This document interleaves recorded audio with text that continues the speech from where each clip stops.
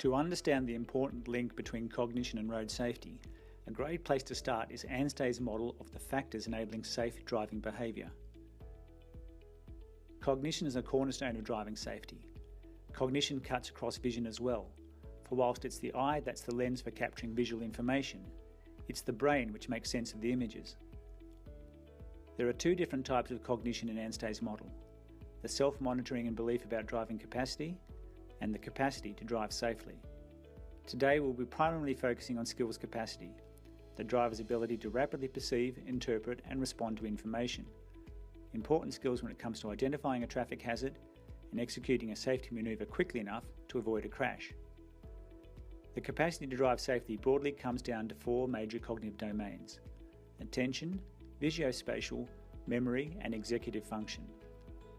By attention we mean a quick perception of the environment, encompassing skills such as focus and concentration, visual perception and peripheral vision. Attention skills are vital to a driver's awareness of what's going around them. Visuospatial refers to skills such as the driver's ability to position the vehicle accurately on the road, manoeuvre the vehicle correctly, judge distances and predict the development of traffic situations. Memory skills are important for journey planning and adapting behaviour. Executive function refers to the ability to make sense of multiple simultaneous environmental cues and make rapid, accurate and safe decisions. The prefrontal cortex is central to executive function. Cognition changes over the lifespan. Gradual decline generally starts occurring from about 50 onwards, but before beginning to steepen past the age of 60. There is, however, great variance across the population, so it's possible to find a 60-year-old who may be slipping below the functional threshold and a 90-year-old that is still functioning well above it. So remember here that we're looking at generalisations. Everyone's cognition should still be taken on their individual performance levels. However, when looking at the stats, there is a link between driver age risk relative to the lowest group. Younger drivers and older drivers are at more at risk. Young drivers face the dual challenge of driving inexperience and cognitive immaturity. The brain is not mature until the 30s and 40s.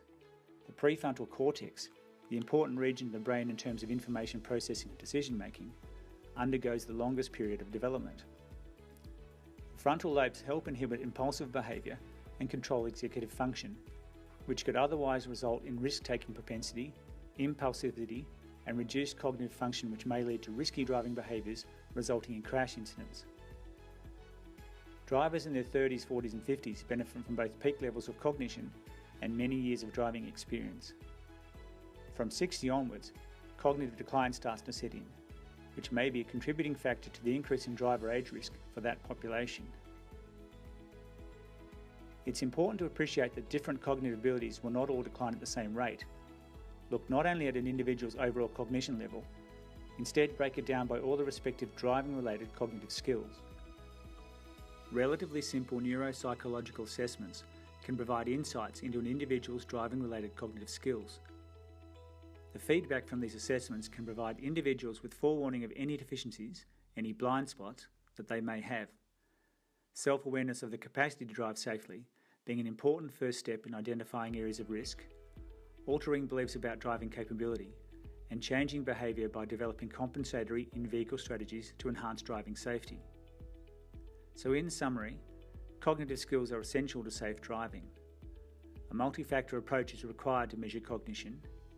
Assess regularly because cognitive skills change over the lifespan, and ensure that drivers engage with the feedback.